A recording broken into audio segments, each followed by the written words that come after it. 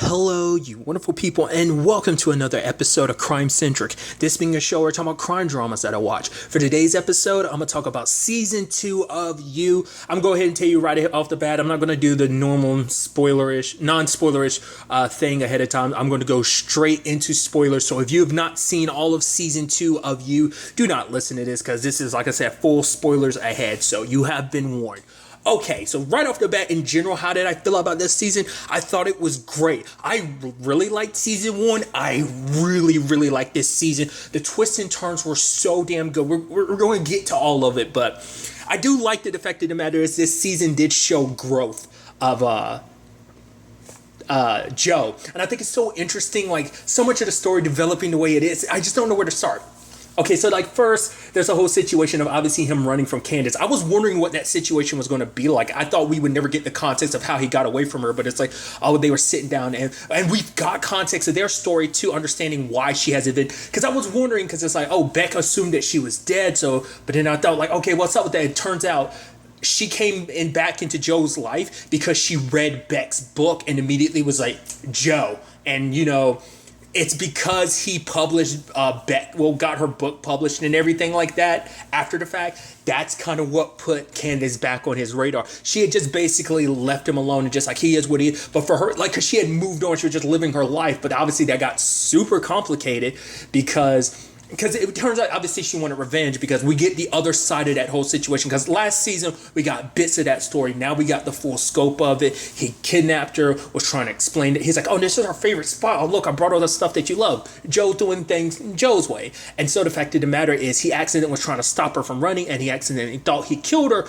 but all he did was hit her head against something. Must have been a lot of blood, but she wasn't dead. He buried her. She found a way out. But the cops couldn't really do anything. The cop they talked to was like, hey, you just got to move on, essentially, because there's no evidence tied to Joe. Even back then, I mean, to be fair, he thought she was dead, so, like, he made sure to clean up, you know, so that was interesting. But to think that he ended up running from Candace like that, I thought was so fascinating. Even learning where he got the name Will from, I thought that was a nice twist where we felt I thought, oh, I guess you just got this idea and stuff like that. I love when you actually look at it in the grand scheme of things. He was only in LA for like a week. So basically like a week had transpired, like from like where he landed, like from the ending of season 1 to kind of basically where season 2 starts-ish is only like a week time. So I was like, nah, that's a super short time frame. I thought he would definitely have been more allocated to where he lived. Like, I thought it would have been a longer period of time. That kind of surprised me. But what also surprised me was like that the actor who plays the real Will is, was it Robin Lord Taylor? Freaking Oswald Cobblepot, aka Penguin from Gotham. I was like, what? That's nuts. I lost my mind when I saw that. I was like, that's crazy. I almost didn't recognize him because he has the blonde hair and everything. I was like, wow, because I'm so used, you see an actor look a certain way. Obviously, look, he did for Cobblepot for 5 or 6 years. Seeing him like that, when you see him look a little different, it kind of blows your mind a little bit. Regardless, I'm going on this tangent, but I love how at the beginning, I'm like I said, I love that being a thing. And I also love the fact is, I'm constantly saying love. And obviously that was a whole, thing I talked about in my trailer discussion of just like the whole, oh yeah, the new obsession in Joe's life. Her name is Love.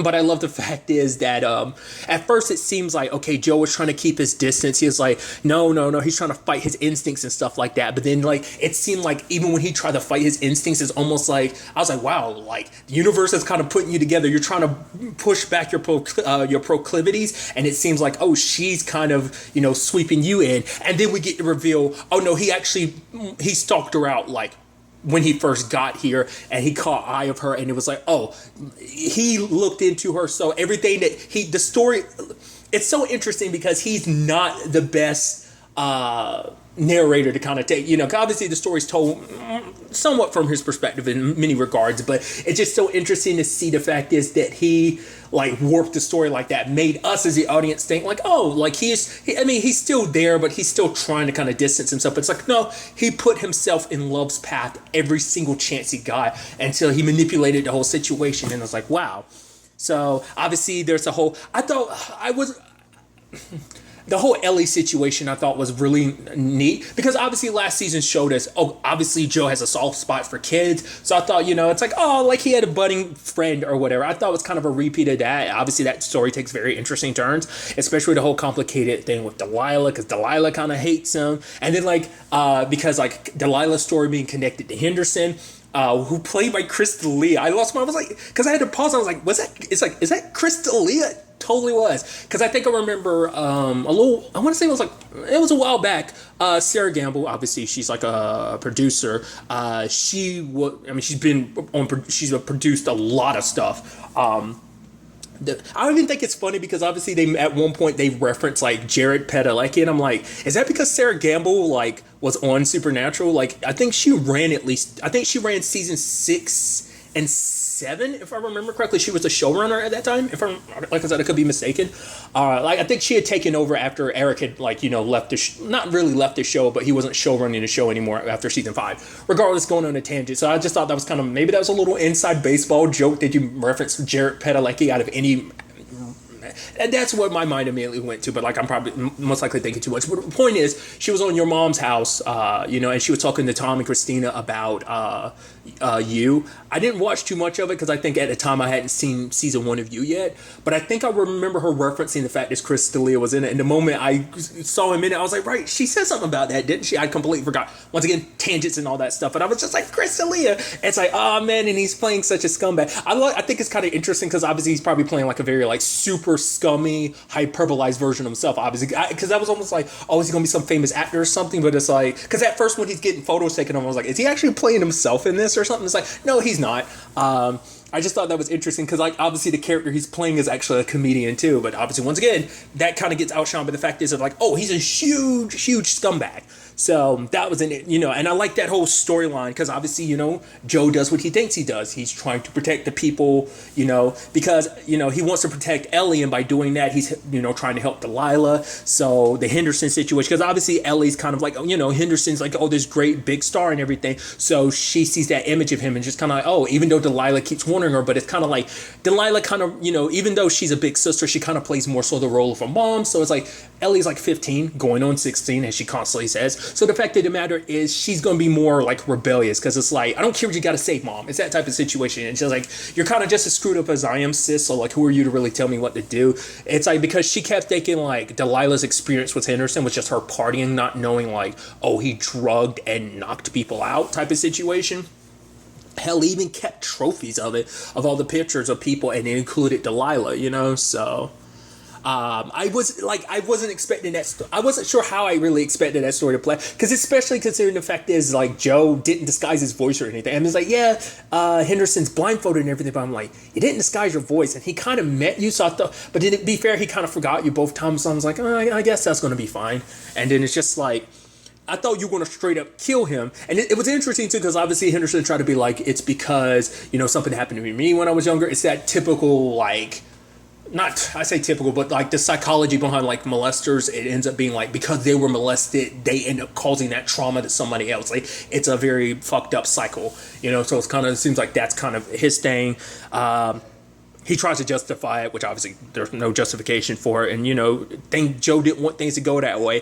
And I love that things never work 100% for Joe. It seems on some occasions he's able to squirm his way around it. He kind of reminds me, and this is a weird comparison to make, of Marty from Ozark.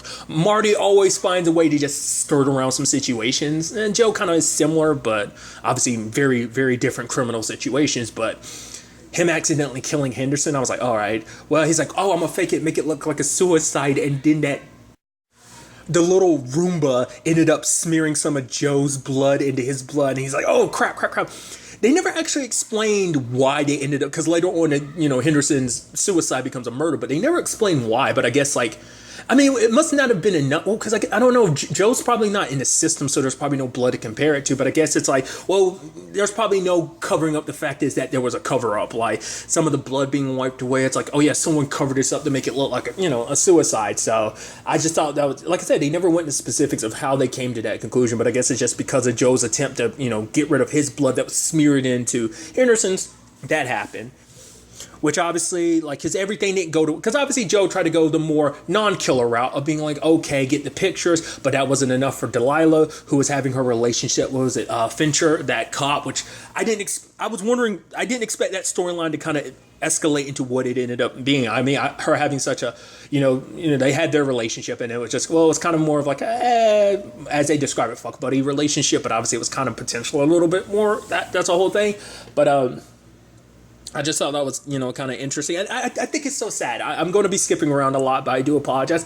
I think it's so sad that Delilah's story played out the way it did. I was so bummed, especially because, like, well, her and Joe kind of hit it off, but it was like him and Love weren't together. I was like, there's a part of me I was like, oh, that kind of sucks. I want you and Love to be together. I know how crazy that sounds. I'll kind of get through all of that soon enough. But him and Delilah, I was like, oh, you got, especially because Ellie didn't want things to get messed up because she actually liked Will, even though they had like their little back and forth and stuff. That she actually did like Will, and she knew that if Will and her sister got together, it would complicate things, it would blow up, and just everything would kind of be shit. So she didn't want that, I even love Joe being at one point being like, wait, how do you even know about that? And I love that even later on, Ellie had sent him all these dating apps and stuff to try on. He's like, why do you have access to all of this stuff? But yeah, it's sad, because especially considering, like, knowing that Delilah is all that Ellie has in this world, that was so sucky. But also just because it's like her and Joe were actually becoming good friends, and it was like, oh, let's be friends and everything. I was like, oh, but then she found out about stuff. I'm like, no, because it's like, because Fincher had called her, I was like, no, you SOB, because you caught Joe with the headphones, and then like with his salary,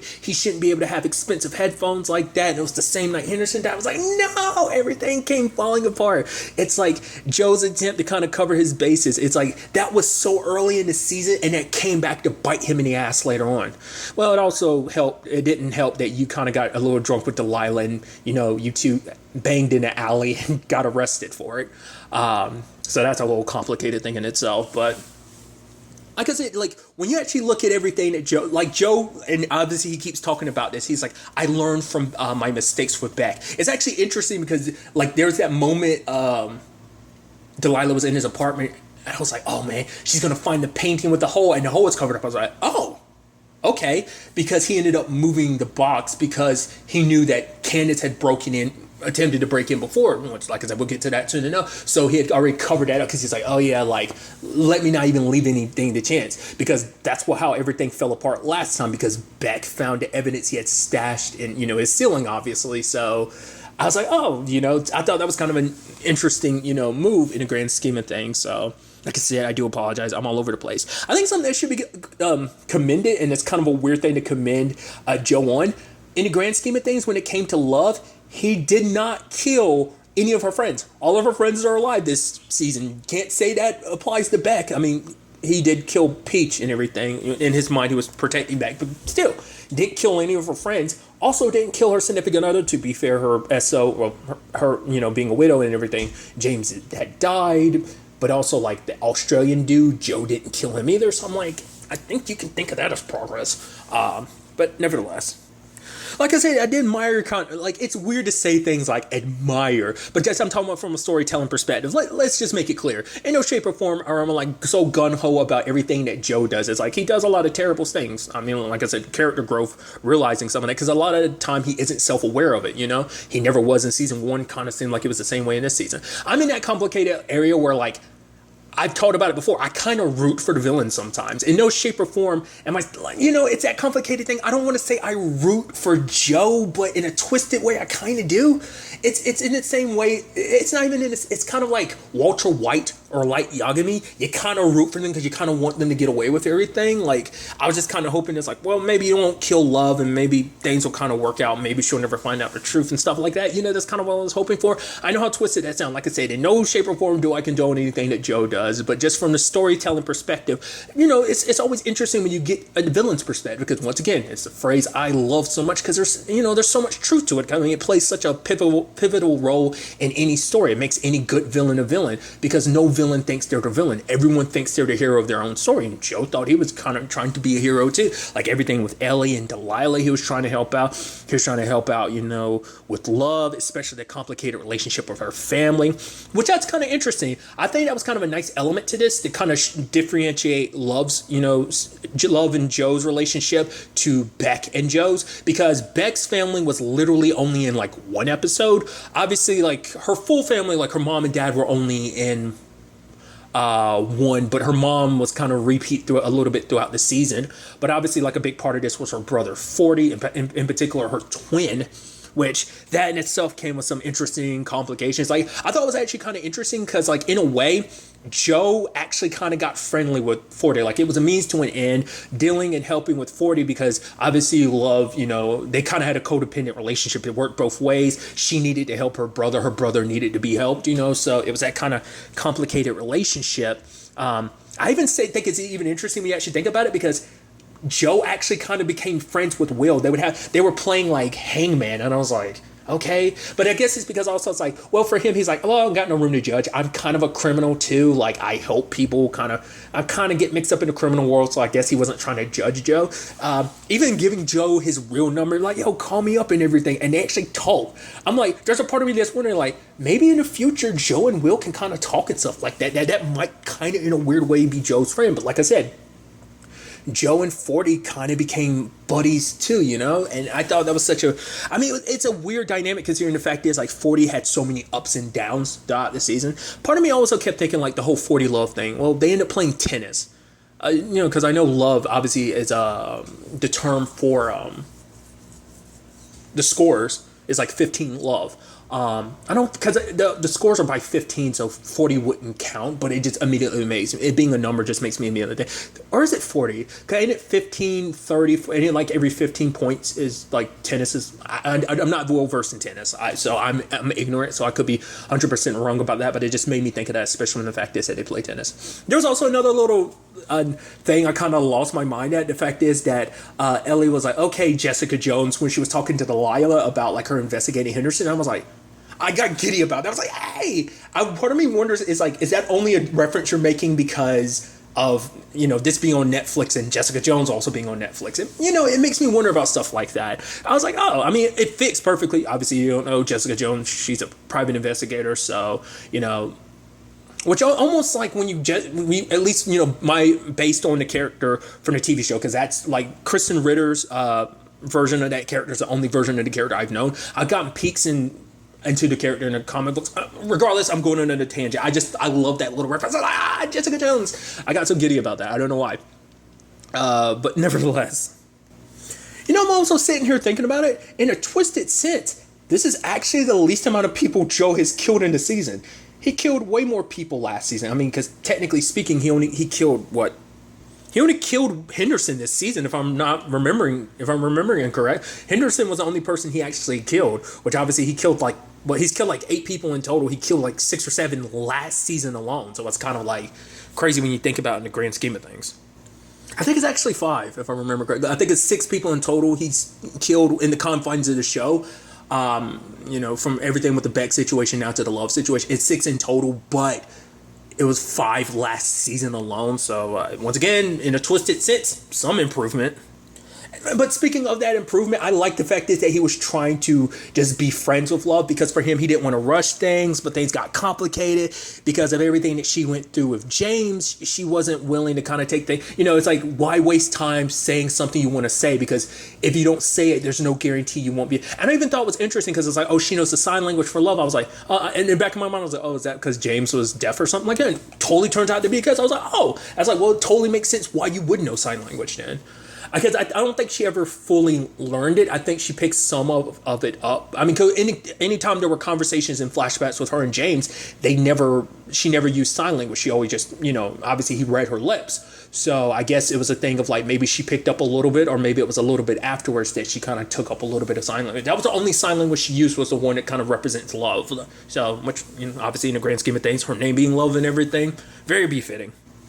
As I was obviously referencing earlier, much like Beck, her family is a hot mess. Especially when you find out in the grand scheme of things, especially when she told Joe what happened with her brother. I was like, yo. Because especially for her, because she had made the story seem like, well, basically he was taken advantage of. He was 13. The person that was kind of hired to look at them was 19. There was a relationship, even though there's no consent in a situation where he's 13 and she's 19. Basically, parents found out, they covered it up. She killed herself, kind of what the thing kind of, and I was like, oh, that's kind of rough. So it's like, well, in the grand scheme of things, it kind of makes sense why 40 is kind of messed up as messed up as he is, especially, it seems like, because it seemed like both Love just kind of seems like she tries to just keep the peace in her family, and it seems like 40, he's kind of the screw up, so all he wants to do is try, and more so than anyone, because it seems like his mom's a lot more consoling. His dad is a hard ass, and he was just constantly trying to impress his dad over and over again, but it was just kind of like he'd screwed up too many times before his dad wasn't willing, to listen to him. So it was actually kind of sad, especially there's that moment like Love had talked back to her mom saying like, oh, you're a hypocrite or whatever, because it's like, oh, you should have taken care of your brother. And it was like, really? You're calling me out for not being able to take care of my brother, considering the fact is you and dad knew about the relationship between him and that nanny, but you didn't do anything about it. And she slaps Love for it. I was like, ooh, that was harsh. And obviously it seems like maybe the relationship is a bit on the way of mending later on. It's complicated. Her mom Dottie is very complicated. And it's not the most well-versed family. It's like, well, oh, your dad's having another affair or whatever, but she's like, oh, I'm gonna get some photos of you, me, and 40, and we'll all be so happy and having fun. It's almost like she's trying to guilt him and to be like, oh, my family comes first, I gotta leave this affair behind or whatever. Like, and it seems like that's probably almost her go-to move, which is like, it's sad and manipulative in the first place. It's one of those things. So kind of like, wow. Like I said, Beck's family was bad, but I think honestly Love's family is so much worse, and so I kind of, you almost feel bad for Love and 40. It's almost like they kind of didn't stand a chance, in the grand scheme of things. The moment that situation happened at Henderson's party where 40 was making such a scene and Joe was there, and I saw some phones taking pictures, I was like, this is how Candace is going to find you. She hasn't been able to find you. You have this identity that's intact and everything. So, of course, I was like, I'm actually I'll finish it out. The fact of the matter is, I was like, that's going to be how she finds you. Of course, like all of that painstaking work you did to kind of disappear. I even love the fact is he went to LA never intentionally staying. But then, like, on multiple occasions, he told himself to kind of walk away, but he didn't. So I just thought that was kind of an interesting element. Because it's almost like he didn't want to leave anyway, but he kept asking for signs, and signs kept popping up. But he was like, maybe I should have a different sign. But something I wanted to bring up, I was like, I'm surprised that storyline never circled back around. The Russian mafia that was after Will, obviously, like, Joe killed Jasper. I didn't even love Will being like, yeah, I was so out of my mind before you gave me my meds. I thought you killed someone. Crazy, right? I was in crazy town. I'm like, wow. And when obviously, 40 sets up that kidnapping later on and everything, at first I was like, oh man, they came after. It's like, oh man, 40's getting mixed up in this. But then 40 was like, oh no, I got a gambling issue. But it turns out like, oh, it was all part of his whole writing process. It's crazy BS. But I was like, I'm surprised that never circled back around. I guess it kind of gets looked at as like maybe Jasper took the money and ran. I mean, to be fair, Joe ground him up literally turned him into meat and got rid of the evidence in the trash can. So I was like, there's no finding the body or nothing. So I guess it's kind of like, well, because I'm sure Will is very good at covering his tracks. Not unless it ends up becoming a future thing when they end up tracking down Will because he is alive and well because Joe let him go. Which that kind of shows like his growth too. The fact is he couldn't let Beck go because he didn't know he can trust Beck. And the fact is he could end up trusting Will. I guess because it's almost kind of like, well, once again, it's like Will was willing to see Joe in a better light than Beck did. Beck was looking at all the stuff that he's done. Obviously, Will didn't have all the information about all the stuff that Joe's done, but it's like everything you've ever done is to protect people, so I know you're a good guy. So that's why he was willing to let Will go. I was like, I was like really impressed when he did. I was like, oh my God, Joe, you're growing, you're changing, you're not as psychotic as you were before. Granted, you still have your issues, but I was like, oh man, that's so great. I was also surprised to find out Joe's backstory being such a big thing this season. Like, obviously it was on, but I mean, it gave you more insight and understanding who he is. Like, he came from, like, you know, his mom was constantly in abusive relationships. Well, one in particular, but it was the thing of, like, she was in one abusive relationship and she would kind of be with other guys. I mean, you know, and obviously Joe kind of got caught in the middle to the point, like, his dad would, like, burn him with a cigarette trying to get information out of him about, like, what your mom was up to and stuff like that. I know she's lying to me. Side note, I feel like I've seen that actress in something else. My mind immediately thinks of, I think it's Continuum. She was in the sci-fi show Continuum. Like, that's what I best know her for. But I feel like there was something else I know her for. I think that's the same actress, the one that Alex was with. I feel like, if I remember correctly, her character ended up dying at some point. It's been years since I've seen the show. It's kind of a bit of a time travel show. It's like a heavily science fictional show. We'll just kind of leave it at that. But it was just, I'm pretty sure the actress who played his mom is that same actress. But like I said, I could be wrong. I feel like I'm good with faces. I'm terrible with names, you know, regardless. Like I talked about before, I was always actually a little hopeful for the relationship between Joe and Love. It's something I actually, talked about with the trailer. If you took a lot of the context out of that trailer, you would kind of think, oh, this is such a sweet and loving story. You took, obviously, the things that make this show, it actually could be a very compelling and beautiful love story, like, you know, Joe and Love's thing. It's just kind of like, you got to forget all about that horribleness connected to all the people that he killed, including Beck. I'm also surprised that wasn't a bigger thing in the season 2, him being haunted by Beck, seeing her everywhere. Because we never actually found out how he killed Beck. It seems like we found out because, like, she had shown her the marks on her neck. You know, so it's like the guilt of, like, he felt guilty about what he did. You know, it was that complicated thing where he started to be like, you know, I didn't really, because when he falls in love with Love, it's like, oh, this is what real love is. That must mean that what I have with Beck wasn't real love, especially because it's like she didn't, you know, the feelings weren't reciprocated. So it's kind of like, you know, it's kind of like, it made him kind of question everything too, especially because she wasn't willing to accept him for who he really was and everything. It's especially considering, like, all that I've ever done for you, but still. Especially because it's like, well, like I said, in the context of just kind of like a romantic scene, it kind of reminds me a little bit of, like, James and Alyssa because of the end of the effing world. Obviously, like, season 2 was, like, last month? So it's super fresh in my mind. Plus, I'm making an excuse to kind of bring that show up because I really, really, really like that show. The fact of the matter is, it kind of reminds me a little bit of James and Alyssa's relationship. You know, it's super fucked up, but you kind of root for him. It's that twisted thing. Obviously, it's even more twisted in the case of Joe. I mean, obviously, James definitely had his issues, but you kind of move past that. Joe's issues are a little harder to kind of just move past, you know? And, you know, especially because obviously the whole Candace situation, now that really shocked me in a certain way. Like, for one, like, Candace coming in like that, I was trying to understand what her play, like, for her, it's like, oh, she could have, like, her bringing up the fact that she could have turned Joe in at any time. It's just like, no, I'm just kidding. The fact of the matter is, she wanted to destroy him. She wants him to see, like, oh, I want you to see the monster that you really are.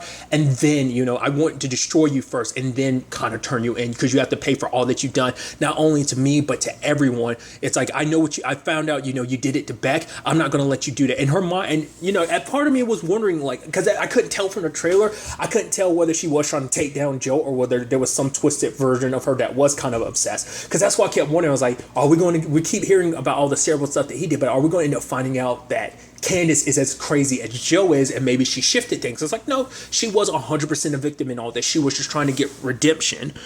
And the crazy thing is, if you actually think about it, if this was any other story, she would have been the hero of the story, taking down this very bad guy.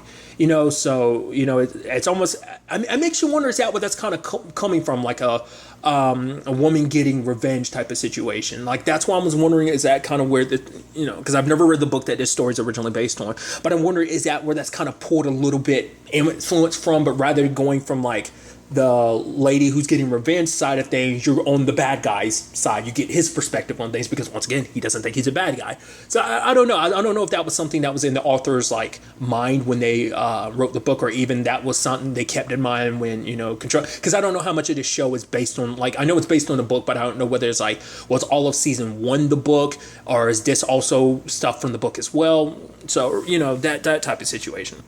But regardless, like, she was legitimately trying to protect the family. She was just going about it her own way. It's actually kind of sad because actually felt bad because I'm like, oh, you're kind of manipulating 40, which is a shame because he's in kind of a fragile state. I mean, 40's kind of an asshole, but, you know, he's kind of like a lovable, likable asshole in a sense. And he kind of felt bad because you're like, oh, you're kind of using him and everything. But for her, it's like, oh, whatever's necessary to get back, you know, at Joe for all that he did. So, you know, I guess that was kind of, you know, her justification for it. I did think it was kind of interesting. Love caught her in a lie. It's like, oh, you work for you. And she's like, oh, no, I fly independent. It's like, I wasn't talking about that. I was talking about the production company or whatever you work for. Oh, she's right. You must know my friend Lucy because she works in that same business too. What? Oh, no. I don't know. Which side note, I love that Joe immediately, like when he was spying on them, was like, oh my God, I love your friends, because they were positioning Love to be in a position where she's opening herself up for love again, because she thought, like, after James, like, for her, she's like, I know it sounds a little crazy, but she feels like she really liked, you know, Joe, but she kind of felt like she was scaring him off and everything. But everyone else is kind of giving her advice about, no, kind of go at things, you know, this way. Really quickly, I should also bring up, Gabe is a freaking wizard. I love that. That whole, like, situation, getting Joe to kind of open up because he feels like, oh, he's unworthy of love and everything. I was like, that was, for one, from just a character standpoint, storyline perspective, that was very insightful, kind of understanding Joe's, like, for him, that was like the first time he probably ever verbally spoke the truth of what was really there. And he's like, what is in these needles? Oh my God, he's like, you're a wizard. And I love that. I thought that was so beautifully done, and kind of give you the insight of, like, understanding why he didn't think things between him and Love would work out, because it wasn't, you know, because I didn't even love that being a thing for him. It's like, everything between me and my ex, I don't want to, it's like, it's not you I'm worried about hurting me, I'm worried about hurting you. So once again, showing that, yes, there is some form of awareness in Joe's part of, like, not, you know, but at the same time, there's also a version of no awareness, considering the fact is he thought, like, oh, I'm protecting you, I'm looking after you in the grand scheme of things, you know? But getting back to the whole Candace thing, I thought was kind of fascinating, especially when it comes out, like, she's trying to sneak in and break into Joe's place, and lo and behold, who's waiting? It's Love, because Love had hired a PI. Because when Joe was so worried about a cop, he's like, oh, they're following me or something. I was like, no, I was like, they're after whoever this cop is, they're looking into Candace. And it turns out the reason why they're looking into Candace is because Love had hired him. I love that when Joe's trying to break into her place, he gets attacked by this lady who is, like, tying him up and everything. And I love that he tries to make it seem like, oh, it's part, like, once again, Joe coming up on the fly being like, oh yeah, she, you know, me and her, we had this thing of, like, I'm supposed to come in. He made it kind of seem like kind of a rape fantasy situation. Side note, wasn't that Madeline Zima? That actress? I could have sworn that was her. That looked like her, dude. I was like, holy crap. Like I said, I could be mistaken. I was like, I'm fairly certain that was Madeline Zima, dude. I was like, holy shit. I thought that was kind of interesting when it's like, he's like, damn it, Candace, you bitch. And he's like, who's Candace? I'm like, did you break into the wrong place? I was like, what? But he's like, no, Candace was renting there, but she wasn't really there all the time. So I was like, that could have gotten ugly. But luckily, Joe kind of squirmed once again. He got that Marty flair where he kind of, like,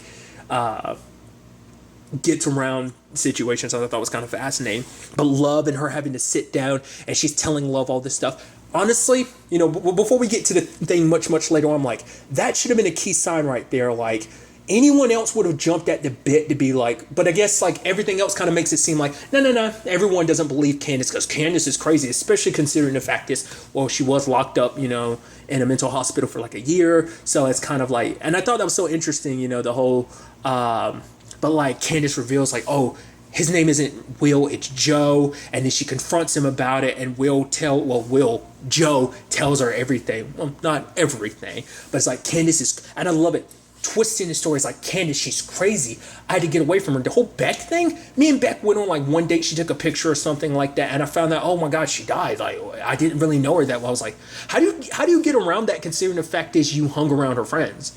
Like, there was that one friend of hers that was still alive at the end of everything. So it's kind of like, I'm surprised that never, you know, but you'd have to be in New York to kind of ask those type of questions, right? But I thought that was interesting where he had, you know, skewed that like that. And Love accepted it, but was like, yeah, you lied to me, so I kind of have to move on. But then the beautiful thing of, like, 40 looking out for him, being like, yo, bro, I got your back. I'm going to help you get her back. So, like, they, you know, obviously, like I brought up with Ellie, the whole, like, she's setting him up on these dating sites or giving him profiles, and he's kind of dating with people and stuff like that. It was interesting, the different dates he went on, especially because a woman who actually did read. I thought that was fascinating because it was just kind of like a, oh yeah,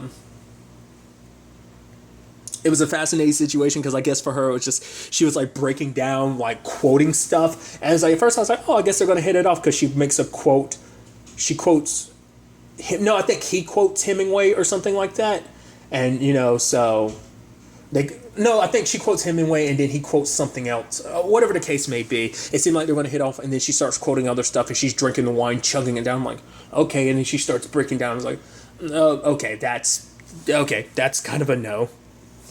Really quickly, it was floating in the back of my mind. Once again, I've kind of had it pointed out. I know I have a little bit of ADHD, but for me, it's like these are very free form, so I kind of go on like what's on the top of my head, so I'll end up forgetting a lot of points I have to make just because of that.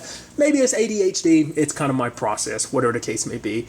I think it's interesting that the whole like Joe like cloning essentially. Well, yeah, cloning Ellie's phone and never turned into a bigger thing of like her finding out and be like, yeah, thanks, because obviously she found out, she thought it was like Delilah that was bugging her phone, but it was like, no, it never got revealed. She's like, yeah, you don't have to bug my phone anymore. She's like, what are you talking about? And like I thought that was going to be a thing at any moment, never turned into a thing. I was like, oh, that's really interesting. So that kind of, I would have expected that to kind of turn into something, but it didn't. But then there's that whole acid trip that Will is on. I thought was kind of, fascinating. I said Will, Joe was on because of 40. I'm like, you're kind of a dick. Him even paying off that, it's like, hey, dude, I know you and your wife just got married, but here's $10,000 if you let me kiss her. I'm like, that's kind of some douchebaggery. But to be fair, that kind of shows you who the Quinns are. That more so than anything. I mean, to be fair, it kind of fits the family in general. They clean up messes. Obviously the family cleaned up plenty of 40s messes. But then even like, him get into this story about Beck and everything, he ended up confessing to Joe like, oh no, I killed her. I loved her and everything. And I woke up and it was, and my parents dealt with it. Like she never killed herself. It was like, oh, 40 did it. I was like, wow, that was interesting. So especially considering the fact that Joe was about to kill him. And there was a whole like Joe having blood on his hands. I was like, no, please don't tell me you didn't kill Delilah.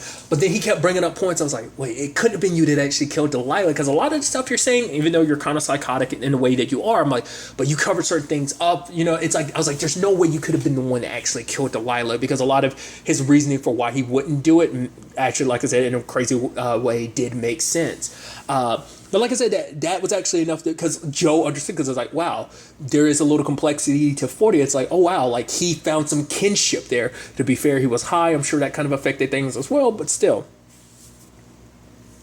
But there was a part of me that was wondering if Joe was going to find out whether or not, because I did like the fact is, once again, his self-awareness where he was like, he was going to let her go. Like the whole point was to let Delilah go, because I was like, the moment he put in her cage and everything, I was like, oh no, please don't let this turn ugly. But because I remember the trailer, I remember there being a body in the cube, I was like, oh, it's gonna be Delilah, isn't it? I was like, oh, please don't let it be like that. Please let it have been someone else. I was like, please don't let it be Delilah. That sucks, especially because of the Ellie thing, because once again, Delilah was kind of his friend. They were becoming good friends despite everything, the complicatedness.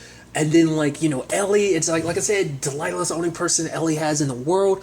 I was just hopeful, but especially when he was like, okay, I'm gonna let you out of here. It's like 16 hours. My mind immediately was like, okay, what's going to happen is he's going to change his mind right at the wire to the 16 hours being up before he ends up letting her go. He's going to run back there. He's like, I need more time. She's like, no. And he ends up accidentally killing her. That's how I thought things were going to go down. The acid trip, the did I do it? Did someone else do it?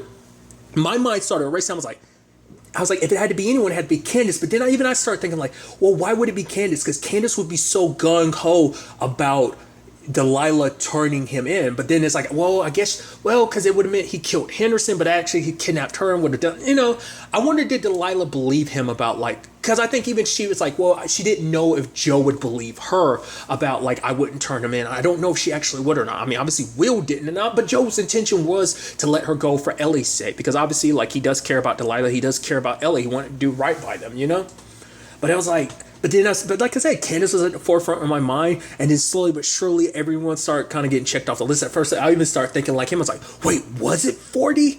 But then at one point, because at 40 he's recording something as he's walking away from Joe after he dropped him off towards Delilah and everything, I was like, oh, you were FaceTiming with Candace and she saw it, and so she is the one behind this. But then later on when she talks to 40 about, I was like, is it who I think it is? I kept thinking the entire time, I was like, no way. Are we going to find out it is? I was so glad to figure out that love situation. I kind of saw it come. Like I said, I'm not saying like I saw it far in advance. I only saw it like maybe like around the time Candace was like, wait, what?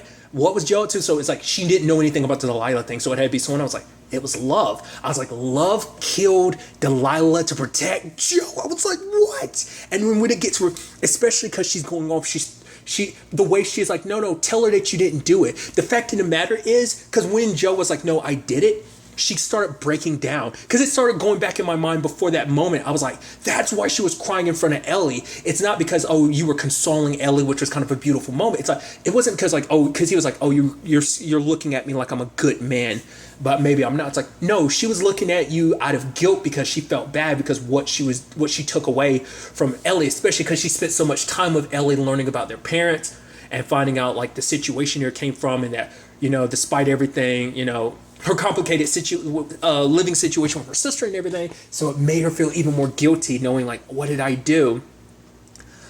But that was such a beautiful and great reveal. What I'm talking about, twist upon twist. It's so good. And her throwing up in the trash can, I was like, oh my God. Because Joe got the key and everything. That's like, oh, he learned from his Beck situation. I was like, what are you going to do? Are you just going to, it's like, oh, he puts a key through. I was like, oh, he's like, I deserve this. Because he finally confronted himself, because it's like, Candace was right, all this terrible stuff. I wasn't protecting anyone. I was doing terrible stuff. I'm a terrible person. I was like, whoa, I wasn't expecting that.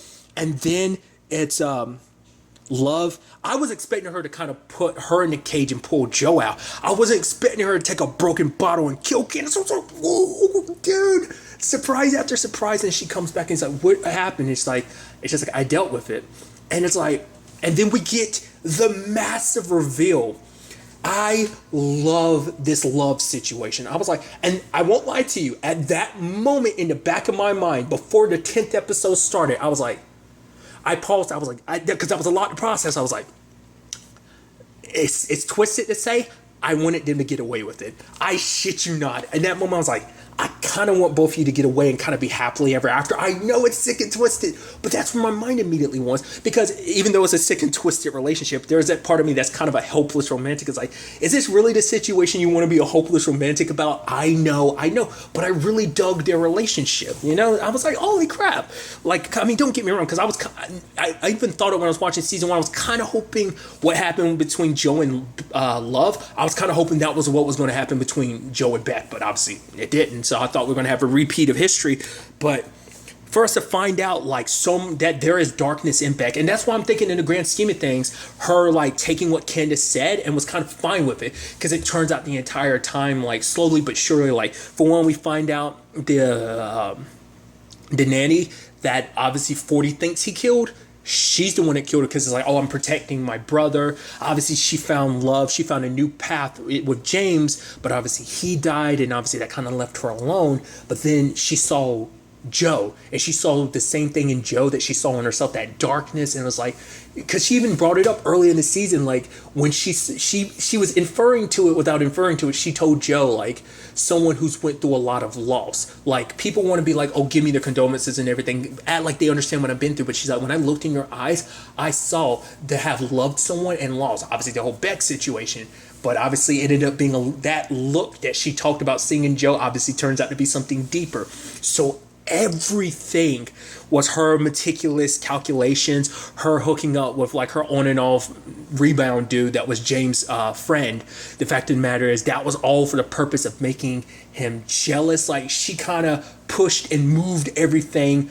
It's like and it makes the trailer even, because the trailer is like, meet your match. And I was like, oh, that's what Candace was supposed to represent. And even I was kind of surprised by that. I didn't talk about it. Candace was literally gone for a couple episodes after like the whole confrontation with her and Love. She disappeared for a couple episodes in the season. I was actually kind of surprised when she actually pops back in the story. I was like, oh, you just really let that go? Because I think in some shape or form, I'm not sure, she still kind of claimed to 40 like, oh, I'm still here to protect your family. So I was like, I guess maybe that is her reason, because part of me was wondering, did she actually kind of like 40? I think maybe there was a part of her, maybe not. Maybe the entire purpose was purely to protect her and love. It's sad because it probably wasn't till the last minute, like at that moment, she's like, wait, it wasn't Joe that killed Delilah, or maybe it's like, wait, I was kind of hoping she would have had that realization, or at least kind of been able to sit on like, wait, you two, like, I thought they would have had that moment, but sadly, Candace didn't have that moment of like, too bad, like, you messed up because you confided in the wrong person. You told love to come there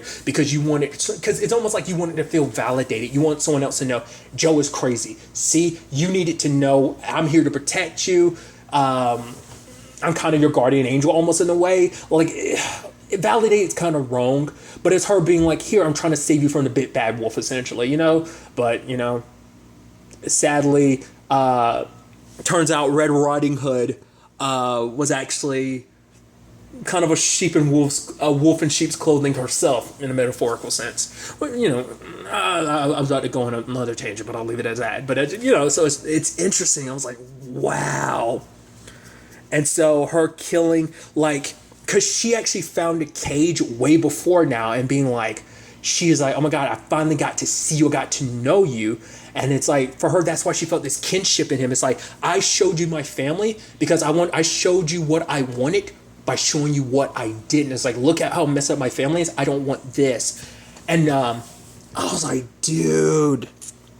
And then Joe tried to kill her later on, but she's like, I'm pregnant. I was like, because I was almost bummed. I was like, oh, please don't. I was like, I kind of, like I said, I wanted you two to move past this. I actually want you two to work out. And Joe was like, wait, what? And he drops the cuffs, because it's like, and even Love being like, I know you want to turn me in, you don't want to love me, you hate me, I understand, but it's like, everything I did was for, us, like our baby, like the fact of the matter. And I was like, that's actually sweet, because you actually think about like the complicated relationship Joe had with his father being abusive and everything. Hell, he ended up killing his dad, protecting his mom, and it seems like his mom instilled, like, obviously, because it's like, oh, how old were you when you first killed someone? And he was like, oh, it's 9. Because they even make reference to Dexter, because I was trying to find out what it was. I want to say it was it Delilah that kind of made reference to Dexter? Or was it Love? I think it was Love who was saying like, Candace is trying to make you seem like you're some kind of Dexter in the grand scheme of things. So obviously you can see the parallels. I just thought that was kind of neat reference to kind of make in the grand scheme of things. But once again, I'm going on a tangent and all that. But I was like, there was almost like this complicated beauty to it. Sadly, at the same time, you have 40 listening to what Candace said, and he visits Dr. Nikki because inadvertently he did figure the whole thing out in his highness. I guess because of his complicated situation with that nanny and just, what he went through, and then obviously everything with Candace telling him, like, you actually figured it out when you were figuring out, the real truth to this whole Beck situation. He actually did figure it out, being like, yeah, like, I figured out that Beck wasn't, that Dr. Nikki isn't the one that killed Beck, because the fact is, he didn't love Beck. Beck was just a side piece, so whoever killed her had to be someone that actually loved her. So obviously he just didn't see the piece that was glaring in front of him. But obviously his desperation, because he's trying to get Dr. Nikki on his side, but Dr. Nikki kind of blames himself. He kind of trying to punish himself, because it's like, well, I did this, I did that, and obviously, like, he's like, yeah, stay away from Joe, but I'm not trying to. I guess in his own mind, it's like, well, there's nothing we can do about it. The fact of the matter is, Joe's going to get punished in the eyes of the Lord. So I was actually kind of surprised by that, because I thought like Dr. Nikki would have been kind of like the nail in a coffin for Joe, but it's like, no, turns out not to be the case. And 40 in his desperation, and the sad thing is, because 40's had his addiction issues, which obviously that's kind of all basically a byproduct of both a combination of his parents plus the whole situation with what went down with him and the nanny, but also more so than anything, obviously, his sister killing her. So that's a whole complicated thing. So it just life is, kind of messed him up. And because of all of that, no one wanted to listen to him, because everyone was like, oh, you're high, you're out of your mind, get out of here. So no one was willing to listen. And it's actually kind of twisted, because even Joe was like, this is a little weird, because him and Love go to Lucy and Sunshine's wedding. And I'm like, that's so interesting. You literally were just in a cage with a dead body, and we're, hey, we cleaned up. Let's go to this wedding and stuff like that. Which obviously the whole conversation, it kind of got Joe thinking. For him, it was like, for better or for worse, the fact of the matter is, that he recognized like what it meant to love, love. It's like, this is what love is, despite it kind of, even though all the bad things, you take the good with the bad, so it kind of, because it's like, how can I actually fault her for doing the exact same things I've done, so it's like, it's not like I'm better than her. And to be 100% fair, she actually has less bodies on her count than you. That's a silver lining in a twisted sense, once again, so that's kind of something that should be considered, I think. But all the pieces falling into place, 40 showing up, like obviously he had told Ellie everything. Ellie didn't know what to believe, and obviously you have Joe being like, your sister's dead. The fact is, the Quinn family, never get mixed up with them. They're dangerous. Here, he gives her like what she needs to kind of leave town, which obviously she hates. And it's so sad because in the end, Joe, in a twisted sense, was trying to do right by her. He was looking after her. That was kind of his friend. He did care about her. I mean, hell, he got her books. She was giving him movies to watch. They had a kinship. They had a friendship. And, sadly, the road to hell was paved with good intentions, and like a lot of stuff happened. Like what happened to Lila happened because of him. So, that's why, he also kind of takes it, because even stuff that went down because of Candace, he doesn't blame himself, because it's like, well, I'm the one that lied and everything. Granted, Candace played her part, I blame her, but more so than anything, it was like because he kind of created the situation with all his lies and stuff like that. And it was actually just kind of sad, because like Ellie is like, I hate you, which immediately my brain's like, Ellie's going to come back and kill you. Well, she doesn't know that. Well, to be fair, you had nothing to do with Delilah's death, but to be fair, you're connected to the Quinn. She's even like, you brought the Quinns into our life, which makes me think later on at some point she's going to track down Love and kill her. My mind immediately went there. Granted, the way things kind of end make it seem like that might not be the case. She is just starting her life. It is kind of sucky. You're a 15-year-old, literally alone in the world, having to figure your life out and everything. Especially because I didn't even talk about it. Love's plan of like framing her for Henderson's murder, and then it's like we get our lawyers involved. The Quinn family is able to kind of bury the whole thing, which in the grand scheme of things, it kind of ends up working out like that. Obviously, there were a few snags in the grand scheme of things, but like 40 confessing the fact is he's known all these years what Love did, killing her, and it'd be like all that trauma I've kind of got is kind of a byproduct of you. Joe's a bad guy. It doesn't matter even if he is the baby daddy. The fact of the matter is, Love, I know that you are just as broken as I am. And when he's about to kill Joe, which even Joe kind of accepts it, because it's like, I've done a lot of bad, I need to be punished for it.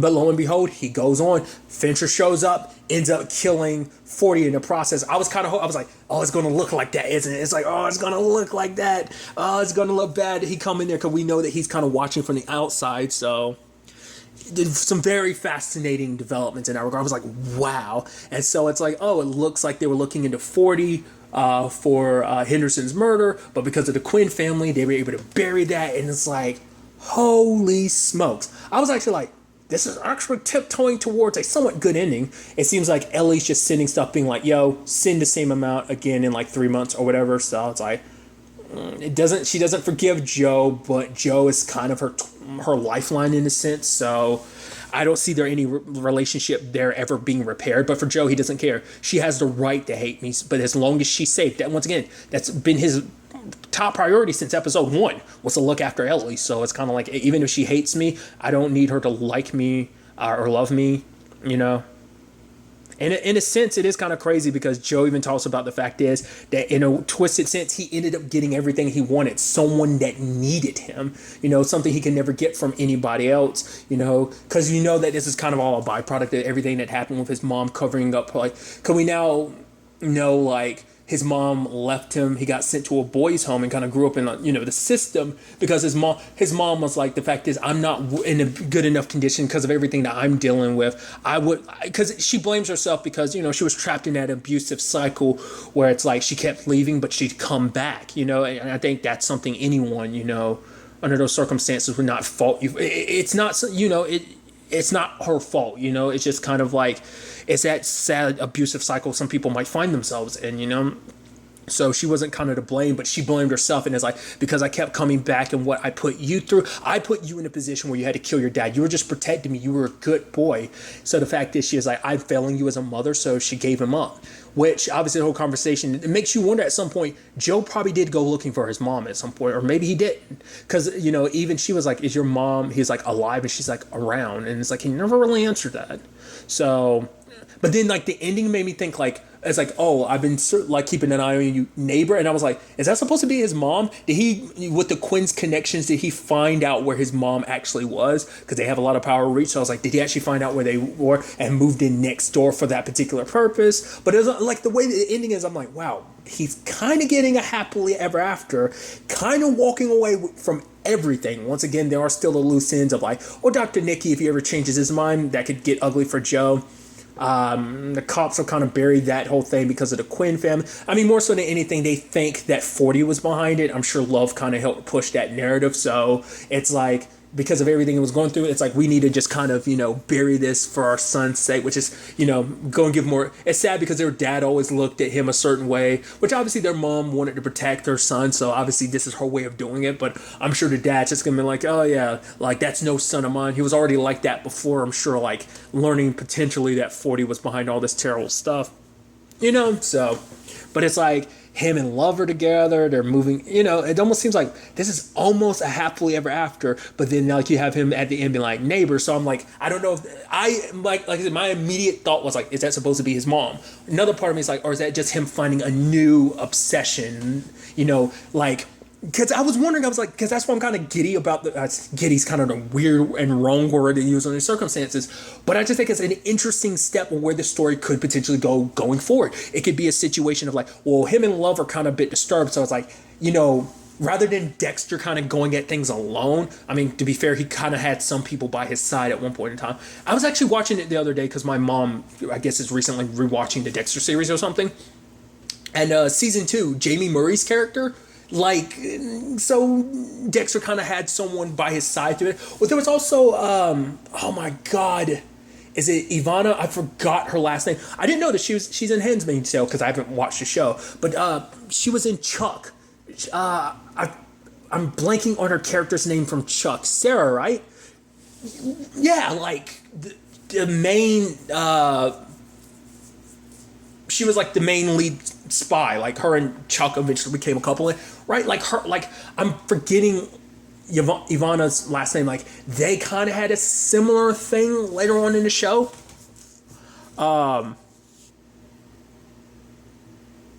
So did him and someone else. It was Julia Stiles is who I'm also thinking of. Julia Stiles and Dexter kind of had a thing. So once again, I'm going on a tangent. Isn't about Dexter, even though the show that made reference to Dexter.